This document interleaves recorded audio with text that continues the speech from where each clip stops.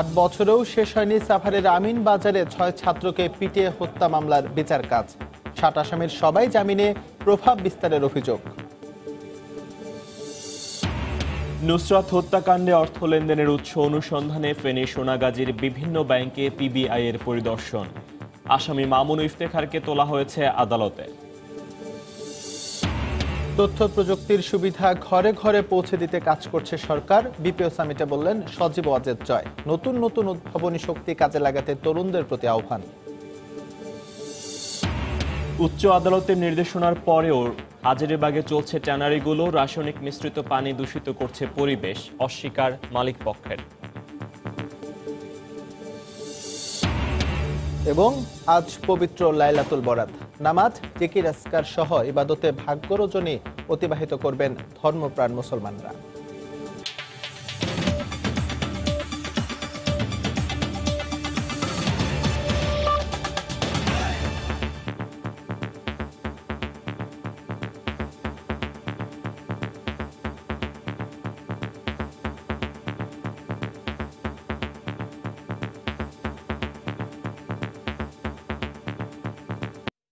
সাভারের আমিন বাজারে ডাকাত সন্দেহে ৬ ছাত্রকে পিটিয়ে হত্যার ৮ বছর পেরিয়ে গেলেও শেষ হয়নি মামলাটির বিচার। এমনকি আলোচিত এই হত্যা মামলার ৬০ আসামির সবাই জামিনে রয়েছেন। আসামিরা বিত্তবান ও ক্ষমতাশালী হওয়ায় বিচার কার্যে প্রভাব বিস্তার করছে বলে অভিযোগ নিহতের স্বজনদের। বিস্তারিত সাদিকুর রহমানের রিপোর্টে। ছিলাম ৭ জন, আসলাম আমি একা, ৬ জনকে মেরে ফেললো। এখান থেকে শুরু করে আমার এই পর্যন্ত সব সিলাই। চোখের সামনে ৬ বন্ধুকে নির্মমভাবে পিটিয়ে হত্যার দৃশ্য এখনও চোখের সামনে ভেসে ওঠে আল আমিনের। সন্ত্রাসীদের গণপিটুনি থেকে জীবিত ফিরে আসলেও কাজ করার মতো সক্ষমতা নেই তার। বিচার বিলম্বিত হওয়া এবং কোনো প্রকার ক্ষতিপূরণ না পাওয়ায় সবশেষ প্রধানমন্ত্রীর হস্তক্ষেপ কামনা পরিবারের।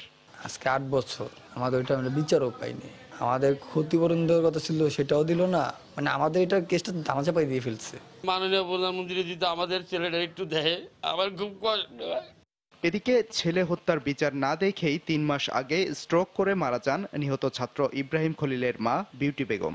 আলোচিত এ হত্যা মামলার সব আসামি জামিনে থাকায় বিচার পাওয়া নিয়ে হতাশ অপর নিহত ছাত্র কামরুজ্জামান কান্তর বাবা। ওরা আমার চ্যালেঞ্জ করছে 15 দিনে হাইকোর্ট থেকে বাইরে আমু, তুই নিম্নকোর্টে কি করবি? নিম্নকোর্টে আটকাইছি, হাইকোর্ট থেকে বাইরে এসে পড়ছে, 15 দিনে বাইরে এসে।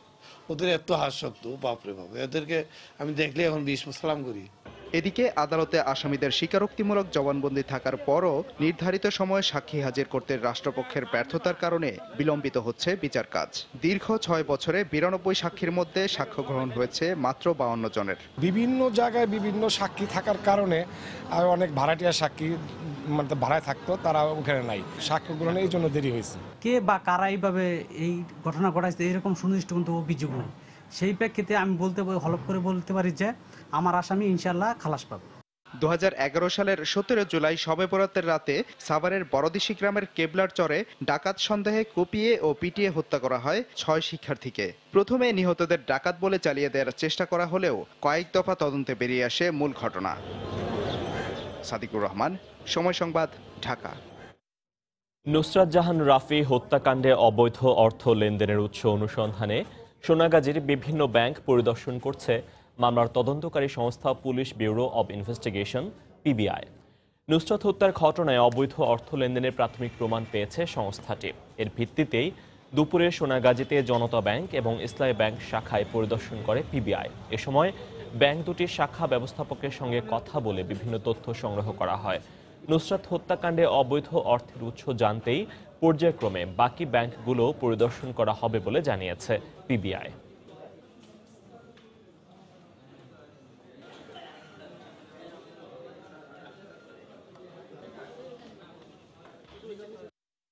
আমরা নুসরাত জাহান রাফি হত্যাকাণ্ডে কোনো আর্থিক সংশ্লিষ্টতা আছে কিনা এই বিষয়টি আমরা খতিয়ে দেখছি, মূলত ব্যাংকগুলোতে দেখছি আর কি।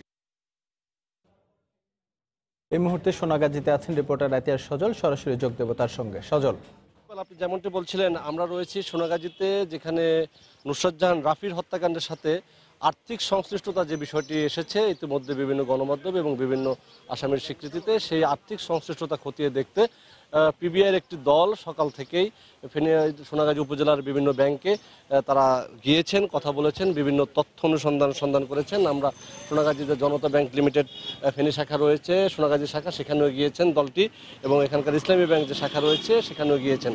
এবং তারা যে জানিয়েছেন এখানকার পুলিশের বিশেষ শাখার যে এএসপি যিনি আমাকে মোহাম্মদ ইকবাল, উনি যেটা জানিয়েছেন যে এই হত্যাকাণ্ডে যে আর্থিক সংশ্লিষ্টতার বিষয়টি বিভিন্ন মাধ্যমে এসেছে সেই বিষয়টির হয়তো তারা আংশিক সত্যতাও পেয়েছে, এবং সেই আর্থিক সংশ্লিষ্টতার যে বিষয়টা কে বা কিভাবে জড়িত কোত্থেকে আসছে সেই উৎসটি খতিয়ে দেখতে সকাল থেকে তারা বিভিন্ন ব্যাংকে গিয়েছেন। এবং তিনি যেটা জানিয়েছেন যে এই ফেনীর সোনাগাজীর বিভিন্ন ব্যাংক ছাড়াও ফেনী শহরের বিভিন্ন ব্যাংকে, জেলা শহরের বিভিন্ন ব্যাংকে হয়তো তারা এই সংশ্লিষ্টতা খতিয়ে দেখতে এবং এটার তথ্য অনুসন্ধান বের করতে তারা মাঠে নেমেছেন। আর এছাড়াও যদি এই মামলার অন্য যে বিষয়গুলো রয়েছে, আজকে জানেন যে নুসরাত জাহান রাফি হত্যাকাণ্ডের এই সংশ্লিষ্ট গতকাল দুজন আসামিকে রাঙ্গামাটি এবং কুমিল্লা থেকে গ্রেপ্তার করা হয়েছে, সেই মামুন এবং ইমরানকে, তাদেরকে আজকে কোর্টে তোলা হয়েছে। হয়তো তাদেরকে আজকে রিমান্ড না চাইলেও আদালতের মাধ্যমে হয়তো জেল হাজতে প্রেরণ করবেন বলে জানিয়েছেন তদন্তকারী কর্মকর্তা, হয়তো তারা পরবর্তীতে রিমান্ড চাইবেন। এছাড়াও এই মামলার জোবায়ের নামে যে অন্যতম আসামি রয়েছেন, যে বিভিন্ন মামলার এই মামলার 164 ধারায় জবানবন্দিতে অন্য আসামি ইতিপূর্বে যে 7 জন আসামি জবানবন্দি দিয়েছেন, তাদের জবানবন্দিতে যেটা ফুটে এসেছে যে জোবায়ের এই নুসরাত জাহান রাফির আগুন মানে ওড়না দিয়ে হাত বেঁধেছিল এবং দিয়াশলাই দিয়ে প্রথম সে কাঠে দিয়ে আগুন ধরিয়েছিল সে জোবায়ের, তার স্বীকারোক্তি ফেনীর চিফ জুডিশিয়াল ম্যাজিস্ট্রেট আদালতে চলছে, শরাফুদ্দিন আহমেদের আদালতে। এমনটাই সকাল থেকে সেই কার্যক্রম আমরা জানিয়ে আসছিলাম এবং পরবর্তী যে কার্যক্রমগুলো আমরা আপনাদেরকে জানানোর চেষ্টা করব। এই ছিল এখানকার সর্বশেষ অবস্থা। ইকবাল। নুসরাত হত্যাকাণ্ডে অবৈধ অর্থ লেনদেনের তদন্তে নেমেছে পিবিআই, সে খবর জানাতে আমাদের সঙ্গে যোগ দিয়েছিলেন সহকর্মী আতিয়ার সচল। দুপুরের সময় আরো থাকছে।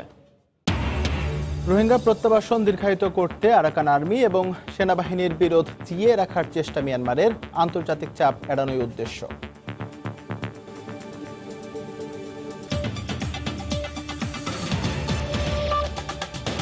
তিন দিনের রাষ্ট্রীয় সফরে এখন ব্রুনাইয়ে প্রধানমন্ত্রী শেখ হাসিনা। ব্রুনাইয়ের সুলতান হাজি হাসান আল বলকেয়ার আমন্ত্রণে সফরে গেছেন প্রধানমন্ত্রী। সকাল 8:30টায় বিমান বাংলাদেশ এয়ারলাইন্সের একটি বিশেষ ফ্লাইটে হজরত শাহজালাল আন্তর্জাতিক বিমানবন্দর ছেড়ে যান প্রধানমন্ত্রী। এ সময় তাকে বিদায় জানান মন্ত্রিপরিষদের সদস্য, 3 বাহিনীর প্রধানগণ এবং দলের সিনিয়র নেতারা। প্রধানমন্ত্রীকে বহনকারী বিমানটি স্থানীয় সময় দুপুরে ব্রুনাইয়ের রাজধানী বন্দরসেরি বেগাওয়ানে ব্রুনাই আন্তর্জাতিক বিমানবন্দরে পৌঁছে। এ সময় ব্রুনাইয়ের সঙ্গে বাংলাদেশের 7টি সমঝোতা স্মারক সই হওয়ার কথা রয়েছে।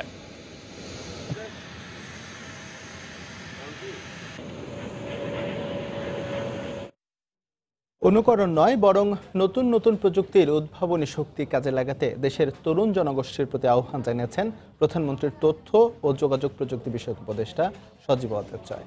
সকালে রাজধানীর সোনারগাঁও হোটেলে ৪র্থ বিপিও সামিটের উদ্বোধনী অনুষ্ঠানে বক্তব্য রাখেন তিনি। এ সময় মেধাভিত্তিক অর্থনীতির উপর নির্ভর করেই ৪র্থ শিল্প বিপ্লব ঘটবে জানিয়ে সজীব ওয়াজেদ জয় বলেন, আগামীর জন্য প্রস্তুত হতে হবে তরুণদের। প্রযুক্তির এই যুগে এসে কাজের পরিধি এখন শুধু শহর কিংবা গ্রামের গণ্ডিতে সীমাবদ্ধ নেই। ইন্টারনেটের কল্যাণে বিশ্বের যে কোনো প্রান্ত থেকে অন্য প্রতিষ্ঠানের কাজ টাকার বিনিময়ে করার পদ্ধতিই পরিচিত আউটসোর্সিং হিসেবে। বিশ্বের দ্রুত অগ্রসর হওয়া এই খাতকে আরও টেকসই করতে কাজ করে থাকে বিজনেস প্রসেস আউটসোর্সিং বা বিপিওর উদ্যোগ। বর্তমানে দেশের 50,000 তরুণ তরুণী এই বিপিওর মাধ্যমে তাদের ভাগ্য পরিবর্তন করে উপার্জন।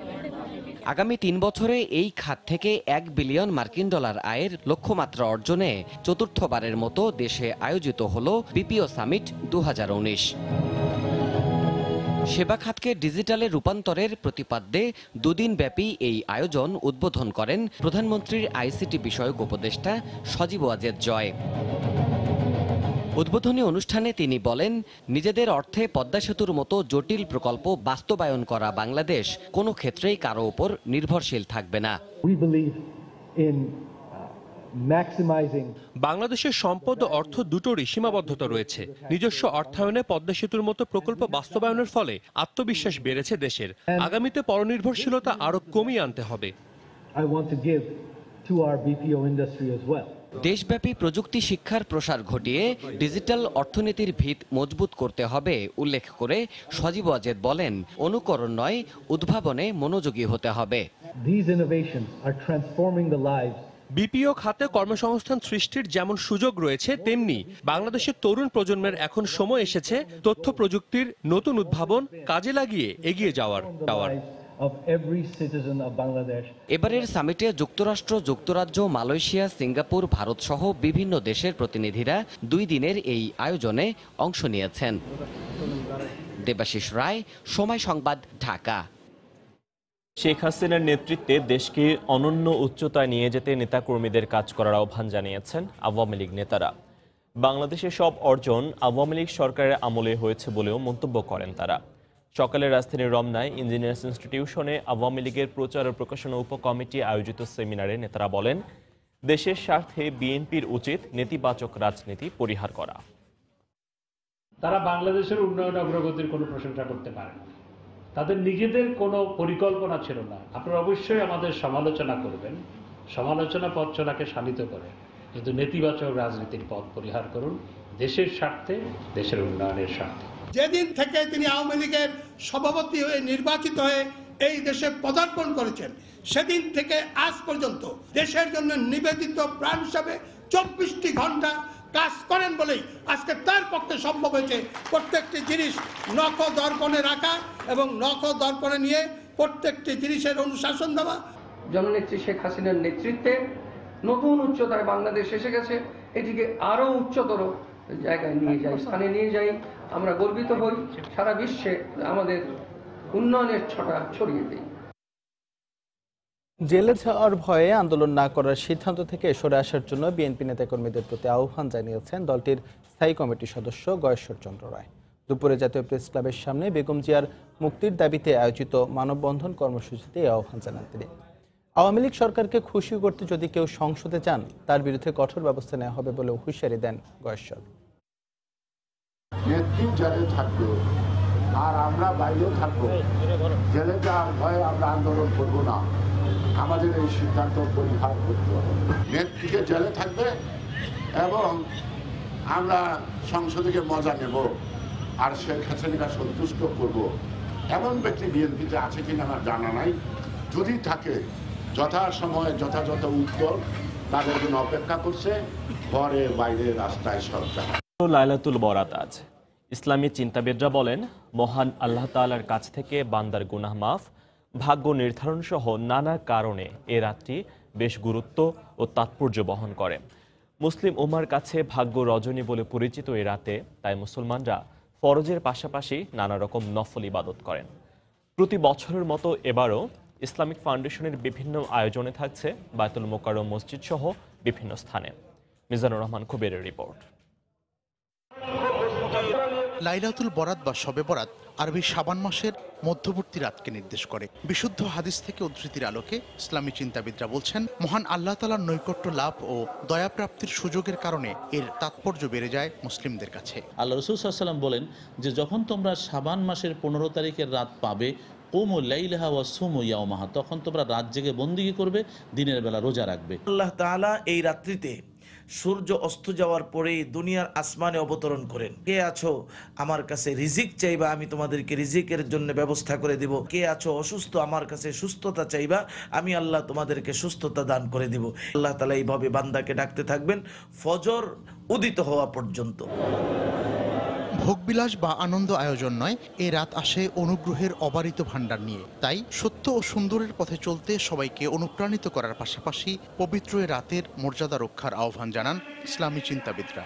মোবারক রাতে নফল নামাজ পড়তে পারি, কোরআন তেলাওয়াত করতে পারি, জিকির করতে পারি, তসবিহ পড়তে পারি, আমরা আল্লাহর কাছে তওবা করতে পারি, মোনাজাত করতে পারি, আল্লাহ রাসূলের উপর দরুদ সালাম পড়তে পারি। এই মসনুন ইবাদতের মাধ্যমে আমাদেরকে এই রাতটি কাটাতে হবে এবং আমাদের যদি সম্ভব হয় পরের দিন আমাদের রোজা পালন করা উচিত। আমাদের বাদ মাগরিব থেকেই ওয়াজ মাহফিল, এশারের নামাজের পরে ওয়াজ মাহফিল, তারপরে জিকির আজকার, তারপরে তাহাজ্জুদের নামাজ, তারপরে শেষে ফজরের নামাজ এবং আখিরি মোনাজাতের মাধ্যমে এই রাত্রিটা বাইতুল মুকাররমে এইভাবে উদযাপন করা হয়।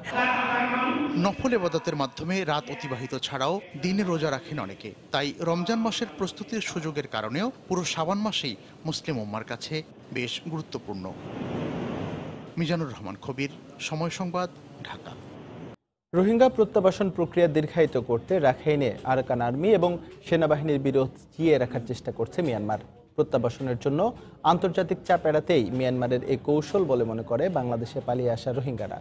আর স্থানীয় জনপ্রতিনিধি বলছেন, রোহিঙ্গারা সমাজে নানাভাবে বিশৃঙ্খলা সৃষ্টি করছে, তাই তাদের দ্রুত প্রত্যাবাসনের দাবি জানান। সুজাউদ্দিন রুবেলের তথ্য, মোহাম্মদ ফরাজের ছবি নিয়ে রিপোর্ট।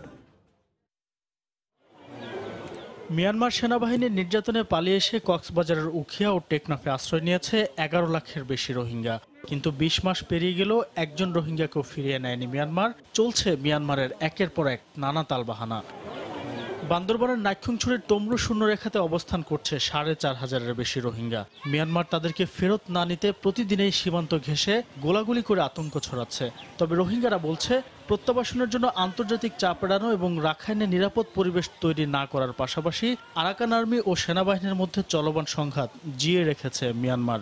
আইসিসিতে জানাইতাম, সিকিউরিটি কাউন্সিল থেকে জানাইলাম, কিন্তু এখনো তো কিচ্ছু হয় না। কিন্তু ওরা তো দিন দিন গুলি করে, কিন্তু রাত দিন গুলি করে, কিন্তু খুব আতঙ্কতা আছে। এখন আরাকান আর্মি সেনারা তাদের মধ্যে ফাইটিং হয়েছে, কিন্তু আমরা রোহিঙ্গারা টার্গেটে পড়ছে। টার্গেট করে রোহিঙ্গাদেরকে মারতেছে, ওখানে যাবার পরিবেশ নাই, এরকম একটা সৃষ্টি করার জন্য উভয় পক্ষের একটা নাটক বলে আমি মনে করি। রোহিঙ্গারা স্থানীয় জনগোষ্ঠীর সাথে মিশে গিয়ে আর্থসামাজিক অবস্থার বিপর্যয় ঘটাচ্ছে বলে অভিযোগ দীর্ঘদিনের। এ অবস্থায় দ্রুত প্রত্যাবাসনের দাবি এ জনপ্রতিনিধির।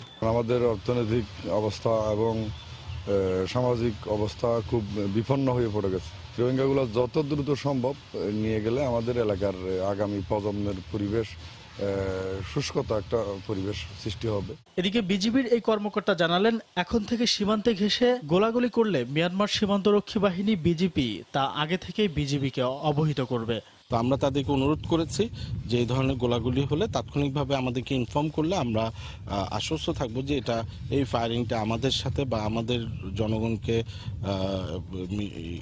উত্তেজিত করার জন্য কোনো কিছু না, শুধু তাদের অভ্যন্তরের ঘটনা। তো তারা বলেছে তারা আমাদেরকে ইনফর্ম করবে। বাংলাদেশ ও মিয়ানমারের মধ্যে চুক্তি অনুযায়ী যাচাই বাছাইয়ের পর তালিকাভুক্ত 2260 জন রোহিঙ্গার মধ্যে প্রথম দফায় গত বছরের 15 নভেম্বর 150 জনকে নাইক্ষ্যংছড়ির ঘুমধুম সীমান্ত পয়েন্ট দিয়ে মিয়ানমার কর্তৃপক্ষের কাছে হস্তান্তরের কথা ছিল, কিন্তু তা আজও হয়নি। সময় সংবাদ, কক্সবাজার। ঢাকা মেডিকেল কলেজ হাসপাতালের সামনের রাস্তা থেকে এক নবজাতকের মৃতদেহ উদ্ধার করেছে পুলিশ। সকালের দিকে রেডিওলজি বিভাগের ভবনের সামনের রাস্তায় ফুটপাতে ওই নবজাতকের লাশ পড়ে থাকতে দেখেন সাধারণ মানুষ। পরে বেলা 12টার দিকে শাহবাগ থানা পুলিশ লাশটি ঢাকা মেডিকেল কলেজ হাসপাতালের মর্গে নিয়ে যায়। এই ঘটনায় শাহবাগ থানায় একটি অপমৃত্যু মামলা দায়ের করেছে পুলিশ।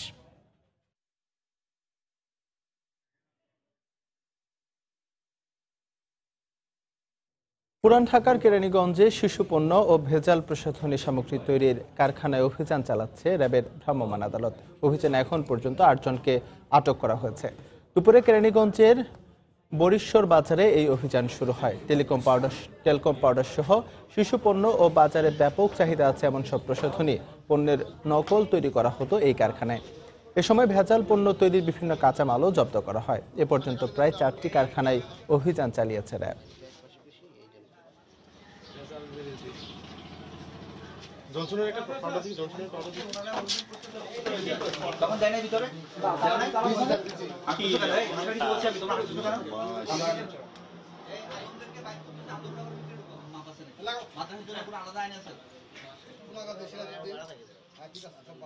কেরানীগঞ্জের এই বরিশাল এলাকায় সকাল থেকে অভিযান পরিচালনা করা হচ্ছে। তো এখানে আসলে আমরা বিভিন্ন ধরনের নকল কসমেটিক, বিশেষ করে যেগুলো মেডিসিনাল ইউজ রয়েছে, আপনার বাচ্চাদের আপনার হচ্ছে জনসন যে পাউডার থেকে শুরু করে বেডমেড ক্রিম থেকে শুরু করে অন্যান্য কসমেটিক্স আইটেমগুলো থেকে নকল করা হচ্ছে। তো আমরা এখন পর্যন্ত 8 জনকে আমরা আটক করতে পেরেছি। বিপুল পরিমাণ মালামাল এখন পর্যন্ত জব্দ করা হচ্ছে। আমরা ইনভেন্টরি করছি, সিজা লিস্ট করা হচ্ছে, এরপর আদেশ দেওয়া হবে। এই মুহূর্তে সেখানে রয়েছেন সহকর্মী আজহার লিমন। সরাসরি চলে যাচ্ছে তার কাছে।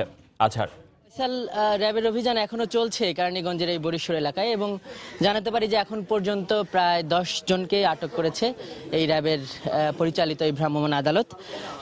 কেরানীগঞ্জের বরিশোরে অর্থাৎ নদী বিধৌত যে এলাকাটিতে আমরা এখন রয়েছি, যেখানে অভিযানটি পরিচালনা করা হচ্ছে, এটি খুবই ঘিঞ্জি এলাকা। এই এলাকার মানে ঘরগুলো খুবই, এখানে প্রায় 5 থেকে আমরা 7টি ঘরে, যে কোথাও শোবার ঘরে, কোথাও খাবার ঘরে কিন্তু আমরা দেখছি যে একেবারে নিরাপত্তার কথা চিন্তা না করে বেআইনিভাবে কিন্তু এখানে প্রসাধনী কারখানা এবং ফার্মাসিউটিক্যাল এর বিভিন্ন কারখানা তৈরি করা হচ্ছে এবং এইসব কারখানায় কিন্তু ব্যবহার করা হচ্ছে খুবই নিম্নমানের কেমিক্যাল। এবং জানিয়ে রাখি যে এসব মালামালের মধ্যে দুঃখজনকভাবে যেগুলো আমরা দেখছি, শিশুপণ্য দেখছি, প্রসাধনী দেখছি, শিশুপণ্যের মধ্যে আমরা জনসনের আমরা পাউডার দেখতে পাচ্ছি, যেগুলো একেবারে সদ্যজাত শিশু থেকে শুরু করে শিশুদের ক্ষেত্রে ব্যবহার করা হয়। এছাড়াও বাজারে বেশ চাহিদা আছে এই ধরনের কিছু কেমিক্যালও কিন্তু আমরা এখানে দেখছি। তো আমরা যিনি এই অভিযান পরিচালনা করা হচ্ছে, যার নেতৃত্বে র্যাবের ম্যাজিস্ট্রেট, ওনার সাথে একটু কথা বলতে চাই। এই ধরনের অভিযান তো এর আগেও হয়েছে এইসব এলাকায়। তো আসলে মানে আমরা তো মানে এই ধরনের কারখানা দেখে যাচ্ছি, কি ব্যবস্থা নিচ্ছেন আপনারা এদের? এটি খুব দুঃখজনক ঘটনা যে আমরা আসলে এই ধরনের পণ্য তৈরি করার বিরুদ্ধে আমরা অবশ্যই আমাদের অভিযান অব্যাহত আছে এবং ছিল। মানুষের আসলে রাতারাতি বড়লোক হওয়ার যে প্রবণতা এবং নৈতিকতা অবক্ষয়, এর মেইন কারণ বলে আমরা মনে করছি। তো আমরা আজকে এখানে র্যাবদস্যু উদ্যোগে অভিযানে এসে আমরা এখন যে পণ্যগুলো পেয়েছি, আপনার দেখছেন আমার হাতে কিন্তু এই যে জনসনের বেবি পাউডার থেকে শুরু লোশন রয়েছে, এগুলি পণ্য প্রত্যেকটি নকল এখানে। এবং এখানে আমরা প্রায় 14 রকমের কসমেটিক্স আইটেম পেয়েছি যেগুলি নকল তৈরি করা হচ্ছে এবং এই পণ্যগুলি মানুষের জন্য স্কিন ক্যান্সার থেকে শুরু করে যে কোনো মারাত্মক সমস্যা। স্যার ধন্যবাদ আপনাকে। আসলে এখানে বিপুল পরিমাণ প্রসাধনী সামগ্রী যেগুলো নকল এবং অবৈধ, এগুলো জব্দ করা হয়েছে। আমরা তাদের সাথে কথা বলেছি। এই ম্যাজিস্ট্রেটের নেতৃত্বে আসলে এখানে আদেশ তৈরি করা হচ্ছে এবং এই ধরনের জব্দকৃত এই মালামাল কিন্তু ধ্বংস করা হবে। তো এই ছিল ফয়সালা আমার কাছে কেরানীগঞ্জের বরিশোর এলাকা থেকে সর্বশেষ। পুরান ঢাকার কেরানীগঞ্জে ভেজাল বিরোধী অভিযান চালাচ্ছে র্যাবের ভ্রাম্যমাণ আদালত। সেই খবর নিয়ে সরাসরি যুক্ত হয়েছিলেন সহকর্মী আজহার লিমন। দূষণ সহায়ক শিল্প কারখানা চলবে না, উচ্চ আদালতের এমন আদেশ মানছেন না হাজারীবাগের ব্যবসায়ীরা। এলাকা জুড়ে দেদারসে বিক্রি হচ্ছে চামড়ার প্রক্রিয়াকরণে প্রয়োজনীয় সব ধরনের রাসায়নিক, এমনকি ড্রেনগুলো থেকেও প্রকাশ্যে বের হচ্ছে রাসায়নিক মিশ্রিত দূষিত পানি। এরপরও শিল্প মালিকদের দাবি কোনো ট্যানারিতেই চলছে না রাসায়নিকের কাজ। এসব অজুহাত আমলে না নিয়ে হাজারীবাগের চামড়া নির্ভর কারখানাগুলো শিগগিরই বন্ধের আহ্বান পরিবেশবিদদের। জুবাইর ফয়সালার রিপোর্ট। কর্মকর্তা নিষেধ, অনুমতি ছাড়া ঢোকা যাবে না। আচ্ছা, আপনারা কতজন শ্রমিক কাজ করেন এখানে? এখানে 200-250 মতো আছে। ঠিকই শুনেছেন, এখানে কর্মরত শ্রমিকের সংখ্যা প্রায় 250। প্রবেশাধিকার অনেকটাই নিষিদ্ধ থাকায় ঠিক কী ধরনের কর্মকাণ্ড চলে এসব কারখানায় তা দেখারও কোনো উপায় নেই। হাজারীবাগ জুড়ে দিব্যি ব্যবসা করছে শতাধিক রাসায়নিকের দোকান। নিয়মিতই চট্টগ্রাম বন্দর হয়ে আমদানি করা রাসায়নিকবাহী ট্রাকও আনলোড হচ্ছে এখানে। সব ট্যানারি মিতালি আছে, এইচএনএইচ, সবার আরো অনেক ট্যানারি আছে। কেমিক্যাল তো এটা ড্রাম করা থাকে, আমরা বলতে পারি না, যেমন কি কেমিক্যাল, লবণ, সোডা এগুলো। তবে চলমান দূষণের সবচেয়ে বড় সাক্ষী হাজারীবাগের সুয়ারেজ লাইনগুলো। ট্যানারি মোড় থেকে লেদার টেকনোলজি কলেজ কিংবা ঢাকা ট্যানারি মোড় থেকে চারপাশের সবগুলো ড্রেনেই দেখা গেল রাসায়নিক মিশ্রিত বিভিন্ন রঙের দূষিত পানির অস্তিত্ব। যদিও ব্যবসায়ীদের দাবি রাসায়নিক প্রয়োজন হয় এমন কোনো কাজ চলে না হাজারীবাগে। 2-4টা চললে হয়তো ফিনিশ লেদার দিয়ে একটা চলতে পারে, বাট এরকম ভাবে তো আপনার ওই যে রং টং বাইরে ইয়ে করবে, সেটা তো হওয়ার কথা না। যারা নন পলিউশন করছে তারাই ওইখানে আসলে হাজারবাগের যে ফিনিশিং এবং অন্যান্য কার্যক্রম পরিচালনা করছেন। অর্থনৈতিক সংকটের কারণে হয়তো তারা ট্যানারি করতে পারছে না। এসব বক্তব্যকে স্রেফ অজুহাত হিসেবেই দেখছেন পরিবেশবিদরা। কালক্ষেপণ না করে শিগগিরই কারখানাগুলো সিলগালা করার আহ্বানও তাদের। বড় ব্যবসায়ীরা কিন্তু ভায়োলেট করছে না, ভায়োলেট করছে ক্ষুদ্র ব্যবসায়ীরা। তারা রাতারাতি বড় লোক হতে চায়, এদের কৈফিয়ত গ্রহণযোগ্য না। সংবিধানে বলা আছে প্রকৃতিকে রক্ষা করতে হবে, যিনি প্রকৃতিকে নষ্ট করছেন তাকে পেনালাইজ করতে হবে। সরকারের উচিত একেবারে সিলগালা করে বন্ধ করে দেয়া। 2017 সালে ট্যানারি বন্ধের পর 2 বছরের জন্য পরিবেশ দূষণ করবে না এমন শিল্প কারখানা চলবে বলেই নির্দেশ ছিল উচ্চ আদালতের, যার মেয়াদও শেষ হতে যাচ্ছে চলতি বছরের এপ্রিলে। জুবাইর ফয়সাল, সময় সংবাদ, ঢাকা। হারিকেন বা কুপির আলো ছাড়া যারা অন্য কিছু ভাবতে পারেন না, তারা এখন স্বপ্ন দেখছেন মিনি ডকইয়ার্ড শিল্প, হিমাগার সহ নানা শিল্প কারখানার। এই চিত্র শরীয়তপুরের দুর্গম চরাঞ্চলের। যেখানে সাবমেরিন কেবলের মাধ্যমে পৌঁছে যাচ্ছে বিদ্যুৎ। আর বিদ্যুৎ গেলেই চরের বুকে জেগে উঠবে অন্য এক বাংলাদেশ। খলিলুর রহমানের তোলা ছবিতে আরও জানাচ্ছেন ওবায়দুল্লাহ মামুন। শত বছরের চরাঞ্চল এটি।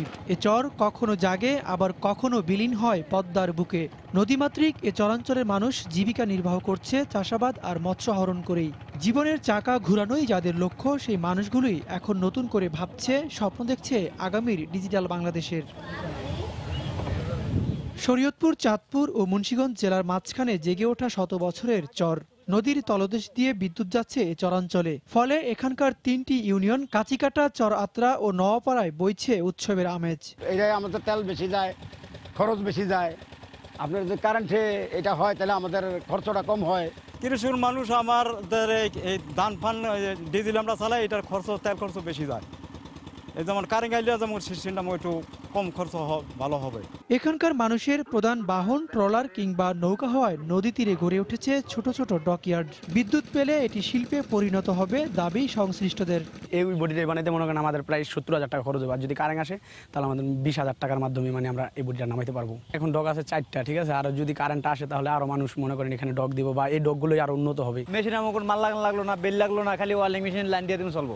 আর ওইটার ভিতরে কারেন্ট হলে আমার কোনো সমস্যা নাই। কৃষিভিত্তিক এলাকা হওয়ায় এখানে হিমাগার স্থাপন, কৃষি ব্যাংক সহ নানা উন্নয়ন কর্মকাণ্ডের কথা জানান স্থানীয় সংসদ সদস্য। সাবমেরিন কেবলের মাধ্যমে এই এলাকাগুলোতে বিদ্যুৎ যাবে এবং নিজস্ব বিদ্যুৎ উৎপাদনের জন্য আমরা একটা সাবস্টেশন সেখানে নির্মাণের পরিকল্পনা করলাম। আগামী 22 তারিখে ইনশাল্লাহ আনুষ্ঠানিকভাবে আমরা চরাত্রা এবং নওপাড়ায় সাবমেরিন কেবল এবং সাবস্টেশন দুইটারই উদ্বোধন করব। সেখানে হিমাগার করে ফেলবো, ওখানে একটা কৃষি ব্যাংক করার অলরেডি আমি ডিউ লেটার দিয়ে দিয়েছি। বিদ্যুতের আলো দেখার অপেক্ষায় 3টি ইউনিয়নের প্রায় 70,000 মানুষ। ডিজেল চালিত ইঞ্জিনের মাধ্যমে পদ্মার এই চরে গড়ে উঠেছে ছোট ছোট ডকইয়ার্ড। সাবমেরিন কেবলের মাধ্যমে এই চরাঞ্চলে বিদ্যুৎ পৌঁছালে এটি একদিন শিল্পের রূপ নেবে, এমনটাই প্রত্যাশা ডকইয়ার্ড শিল্প মালিকদের। ওবায়দুল্লাহ মামুন, সময় সংবাদ, শরীয়তপুর। সামনে আর কোনো ঝড়, শিলাবৃষ্টি বা প্রাকৃতিক দুর্যোগ না হলে দিনাজপুরে লিচুর ভালো ফলনের আশা করছেন বাগান মালিকেরা। তবে কয়েকটি উপজেলায় সাম্প্রতিক ঝড়ে লিচুর সামান্য ক্ষতি হয়েছে। তারপরও সেচ, কীটনাশক, ভিটামিন ব্যবহার করে বাগানগুলোতে পরিচর্যা করছেন মালিকেরা। তবে কৃষি বিভাগ বলছে মুকুল কম হলেও পরামর্শ অনুযায়ী গাছের পরিচর্যা করলে ফলন ভালো পাবেন বাগান মালিকরা। এদিকে জেলা প্রশাসন থেকে নিরাপদ আম ও লিচু উৎপাদন এবং বিপণনে কৃষকদের পরামর্শ দেওয়া হয়েছে। গোলাম নবী দুলালের পাঠানো তথ্য ও মঞ্জিদ আলম শিমুলের তোলা ছবি নিয়ে রিপোর্ট। দিনাজপুরে বাগানগুলোতে এখন লিচুর দানা এসেছে। গাছে গাছে মাদ্রাজি, বোম্বাই, কাঁঠালি, চায়না আর বেদেনা। অসময়ের বৃষ্টির কারণে গত বছরের তুলনায় এবার লিচুর মুকুল কম। এরপরও গাছের মুকুল রক্ষা ও ভালো ফলন পেতে দিনরাত পরিচর্যায় ব্যস্ত বাগান মালিকরা।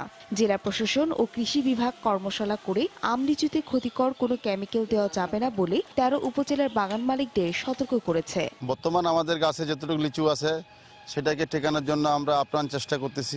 ঝড় না হয়, শিলাবৃষ্টি না হয়, সেই ক্ষেত্রে আশা রাখি যে কৃষকরা এবার বাগান চাষি যারা তারা খুব লাভবান হবে। ঝড়, শিলাবৃষ্টি বা প্রাকৃতিক দুর্যোগের কারণে ফলন নিয়ে শঙ্কায় থাকলেও লিচুর পরিচর্যা করছেন বাগান মালিকরা। মুকুল হওয়ার আগ পর্যন্ত গাছে গোড়া সার দিই, তারপরে ভিটামিন দেই, বিষ দেই। ঝড় তুফান যা হচ্ছে, এখন ঝড় তুফানে আমরা পরিচর্যা করছি, যদি এখন ভালোভাবে টেকে, এটাই হচ্ছে আল্লাহর কাছে আরাধনা। তবে কৃষি বিভাগ বলছে লিচু ঝরে পড়া রোধে বাগান মালিকরা পরামর্শ নিয়ে গাছের পরিচর্যা করলে ফলন ভালো পাবেন। বাগান মালিক এবং যারা চাষি ভাই আছে তাদেরকে আমরা বলেছি যে পর্যাপ্ত পরিমাণে গাছের গোড়ায় জৈব সার এবং কোনো কোনো ক্ষেত্রে রাসায়নিক সারের দেওয়ারও আমরা পরামর্শ দিয়েছি। দিনাজপুরের 13 উপজেলায় 5,200 হেক্টর জমিতে লিচুর বাগান রয়েছে। সময় সংবাদ, দিনাজপুর। পুরো সময়ের শীর্ষ সংবাদ জানিয়ে দিচ্ছি আরেকবার। 8 বছরেও শেষ হয়নি সাভারের আমিন বাজারে 6 ছাত্রকে পিটিয়ে হত্যার মামলার বিচার কাজ।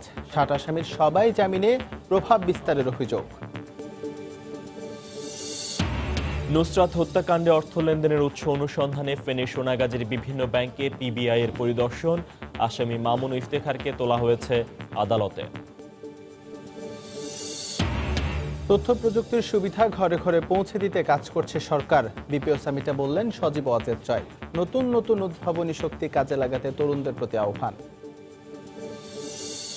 এবং আজ পবিত্র লায়লাতুল বরাত, নামাজ, জিকির আজকার সহ ইবাদতে ভাগ্য রজনী অতিবাহিত করবেন ধর্মপ্রাণ মুসলমানরা। এই ছিল দুপুরের সময়। আপনার মোবাইলে সময় সংবাদ দেখতেও যে কোনো খবর পেতে ডাউনলোড করুন সময় অ্যাপ। সঙ্গেই থাকুন সময়।